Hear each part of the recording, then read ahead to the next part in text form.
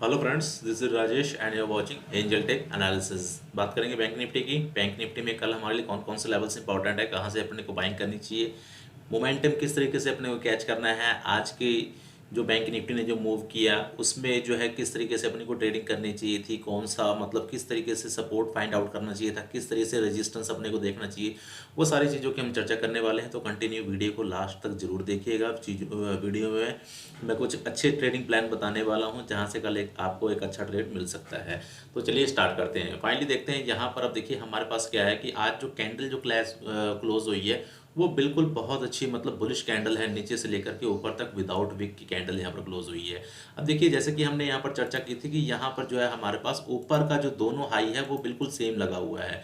तो यहाँ से अगर प्राइस ऊपर की तरफ या नीचे की तरफ जिस तरफ भी क्रॉस करेगा वहां से अपने को एक अच्छी मूव देखने को मिलेगी। और फाइनली देखिए यहाँ नीचे से अपने पास क्या है, नीचे से ये ट्रेंड लाइन सपोर्ट है और मार्केट कंटिन्यू इसी ट्रेंड को सपोर्ट लेकर के ऊपर की तरफ बाउंस बैक कर रही है। अब ध्यान रखिएगा आने वाला जो हमारे पास रेजिस्टेंस है वो रेजिस्टेंस ऑलमोस्ट 34,150 के आसपास है। तो 34,150 अपने पास पहला हर्डल होने वाला है। और यहाँ पर फोकस करिए, ये जो एरिया है यहाँ पर मार्केट ने एक गैप क्रिएट किया था और इसी फ्लो में मार्केट इस गैप को भी फिल करने के लिए जा सकती है। तो यहाँ से जब हम 34,150 को क्रॉस करेंगे तो इसके बाद हमारा जो टारगेट होगा वो होगा 34,380 का। मतलब अब देखिए इस लेवल पर आने के बाद इन दोनों एरिया से हम कहीं से भी हम रेजिस्टेंस ले सकते हैं।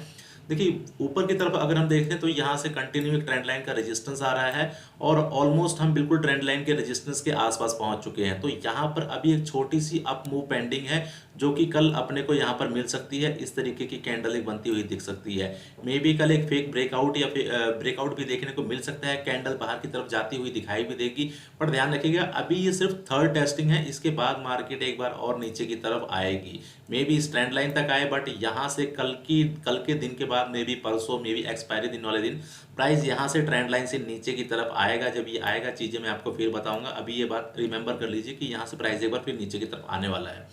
ठीक है, तो चलिए चलते हैं हम 15 मिनट के चार्ट में। पहले हम 5 मिनट के चार्ट में चलते हैं और देखते हैं कि आज जो मार्केट ने ट्रेड किया वो किस तरीके से ट्रेड किया। देखिए पहले स्टार्टिंग में मार्केट ओपन होती है और ओपन होने के बाद एग्जैक्ट यहाँ पर एक रेजिस्टेंस एरिया था। अगर मैं आपको दिखाऊं तो ये वाला एक रेजिस्टेंस एरिया था और मार्केट एग्जैक्ट इस लेवल को पहले जाकर के टेस्ट करती है। इस लेवल को टेस्ट करने के बाद अब देखिए क्या होता है कि मार्केट में सबसे पहले यहाँ पर एक सेलिंग प्रेशर दिखता है। 5 मिनट की कैंडल को ध्यान से देखेंगे तो यहाँ पर एक सेलिंग प्रेशर दिखाई देगा। अब सेलिंग प्रेशर दिखाई देगा, दूसरी कैंडल अगेन जाती है, बट यहाँ पर देखिए प्राइस को कंटिन्यू जाना चाहिए। और यहाँ पर जो पहली रेड कैंडल बनती है इसके बाद मेरा व्यू क्लियर कट शॉर्ट हो जाता है। पहली कैंडल में भी देखिए मैं 1 मिनट को देख करके मैं ट्रेडिंग करता हूँ, तो मेरे को अगर प्राइस यहाँ पर जैसे ही रेजिस्टेंस पर मिला मैंने प्राइस को शॉर्ट कर दिया। पहला ट्रेड मैंने बनाया था और दूसरा ट्रेड मैंने यहाँ पर बनाया था जब मेरे को अगेन प्राइस यहाँ पर एक रेड कैंडल की मिलती है और रेजिस्टेंस लेवल को प्राइस क्रॉस नहीं कर रहा है। ठीक है, तो यहाँ पर जब इसका लो ब्रेक होता है तो यहाँ से मैं एक और शॉर्ट का ट्रेड बनाता हूँ और टारगेट मेरा ऑलमोस्ट ये डे लो होता है। यहाँ पर आकर मैं अपना प्रॉफिट बुक करता हूँ। ठीक है, अब ये चीज ध्यान रखिए प्राइस फिर यहाँ से बाउंस बैक क्यों करता है। उसके बाद मैंने यहाँ से मेरे को अगेन एक सेट यहाँ से तैयारी थी एक और सेलिंग की, बट देखिए हुआ क्या यहाँ पर मार्केट अगर ध्यान से देखेंगे तो ये जो ट्रेंड लाइन आ रही है इस ट्रेंड लाइन को मार्केट ने नीचे की तरफ ब्रेक ही नहीं किया। अगर ये प्राइस नीचे की तरफ ब्रेक हो जाता तो मैं एक और शॉर्ट ट्रेड के लिए जाता। तो मैंने यहाँ पर 2 शॉर्ट ट्रेड बनाए। मेरा जो डे का टारगेट होता है वो टारगेट मेरा अचीव हो गया। एक्चुअली मुझे आज थोड़ा थोड़ा काम भी था तो इसलिए मैंने अपना आज जो है काम 2 ट्रेड के बाद मैंने क्लोज कर दिया था। अब देखिए यहाँ से क्या होता है, फाइनली मार्केट एक सिमेट्रिकल ट्रायंगल पैटर्न बनाता है और प्राइस ऊपर की तरफ ब्रेकआउट करता है। ब्रेकआउट करने के बाद अब ये हमारा रेजिस्टेंस बन गया है, कौन सा, जो हमारा डे हाई लगा हुआ है। ये डे हाई के आसपास जाकर के मार्केट एक रेंज बनाता है। अब देखिए यहाँ पर जैसे कि मैंने कल आपको बताया था कि आपको मे बी एक फेक ब्रेकआउट या फेक ब्रेकडाउन देखने को मिले, तो वो चीज़ यहाँ से देखिए मार्केट क्या करती है, मार्केट यहाँ से एक रेंज बनाती है और रेंज बनाने के बाद यहाँ पर आपको एक ब्रेकआउट मिलता है, ब्रेकडाउन मिलता है। अब कई लोग देखिए ऐसे मार्केट में सिचुएशन में घुस जाते हैं पर उनको ये नहीं पता है कि मार्केट का भी जो ट्रेंड जो है इंट्राडे के लिए वो अप ट्रेंड है और ये जो ब्रेक डाउन है ये ब्रेक डाउन रियल नहीं है, ये फेक है। क्यों फेक है? क्योंकि देखिए जब मार्केट यहाँ से ऊपर की तरफ जाने की कोशिश कर रही थी तो प्राइस ने पहली बार यहाँ पर एक रेजिस्टेंस बनाया था, एक रेंज बनाई थी और ये रेंज का रेजिस्टेंस था और रेंज का रेजिस्टेंस यहाँ से ब्रेकआउट हुआ और ब्रेकआउट होने के बाद देखिए मैं इसी चीज को एक्सटेंड करूंगा। अब आपको लोगों की पिक्चर क्लियर हो गई होगी। ये रेंज का रेजिस्टेंस था, मार्केट यहाँ पर आकर रेजिस्टेंस ले रही है, रेंज बना रही है और फाइनली ये वाली कैंडल इसको ब्रेकआउट करती है। अब प्राइस देखिए अब ये ब्रेकआउट हो चुका है। ब्रेकआउट होने के बाद जब ये प्राइस अगेन इस लेवल पर आएगा तो ये रेजिस्टेंस अब ये सपोर्ट की तरह एक्ट करेगा और यहाँ से प्राइस बाउंस बैक करेगा। ठीक है, ये हमारे सेटअप में इसको हम सेटअप 13 भी कहते हैं, जो इस तरीके से कोई पोजीशन होती है। तो यहाँ से प्राइस देखिए सेटअप बनता है और ये प्राइस कंटिन्यू ऊपर की तरफ निकल जाता है। तो ये जो हमारा रेजिस्टेंस है, ये रेजिस्टेंस यहाँ पर सपोर्ट की तरह काम करता है, इस चीज़ को ध्यान रखिए। इसमें कई लोग ट्रैप हुए होंगे, मुझे पता है, क्योंकि इनिशियल डेज में हम लोग के साथ भी यही चीज़ें होती थी। तो यहाँ पर जब तक जो सपोर्ट, जो रेजिस्टेंस है, जो सपोर्ट यहाँ पर बन रहा है, जब तक इस लेवल का ब्रेकडाउन नीचे की तरफ ना हो, तब तक यहाँ पर जो है शॉर्ट का ट्रेड मत बनाइए, क्योंकि यहाँ से क्लियर कट दिख रहा है आपको कि यहाँ पर higher high, higher low, higher high, higher low बनाकर प्राइस ऊपर की तरफ जा रहा है। सो मोमेंटम ऊपर की तरफ रहने वाला है। दूसरा, अब मैं देखिए चले 15 मिनट के चार्ट में चलते हैं, वहां पर जो है हम अपना कल का देखेंगे, कल का हमारा ट्रेडिंग प्लान क्या होना चाहिए।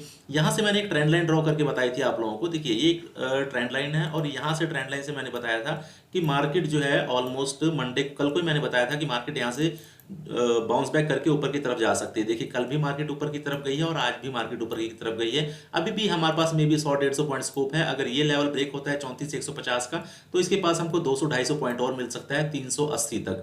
ठीक है, तो 380 कल मेरा फाइनल टारगेट होगा। और यहाँ पर ट्रेडिंग प्लान हमारा किस तरीके से होना चाहिए वो भी हम डिस्कस कर लेते हैं यहाँ पर।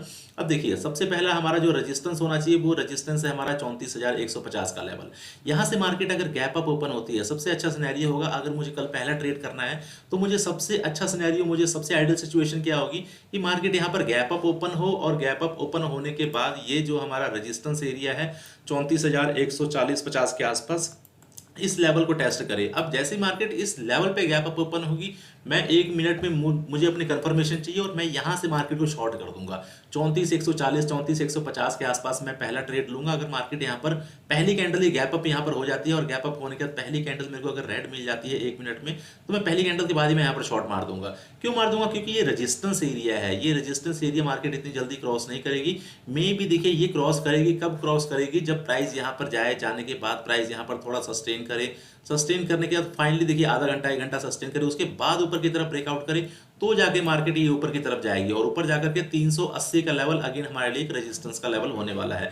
तो ध्यान रखिएगा, मार्केट यहां से अगर गैप अप ओपन होती है और 34,150 के लेवल को टेस्ट करती है, तो यहां से एक सेलिंग प्रेशर आ सकता है जो इसको इस ट्रेंड लाइन तक लेकर के आएगा। अब जब प्राइस दोबारा इस ट्रेंड लाइन पे आ जाएगा, तो यहां से मार्केट अगेन एक बाउंस बैक करेगा और इसी फ्लो में मार्केट ये जो है 34,150 के लेवल को ब्रेकआउट कर सकता है। तो ये हमारा गैप अप ओपनिंग का प्लान है।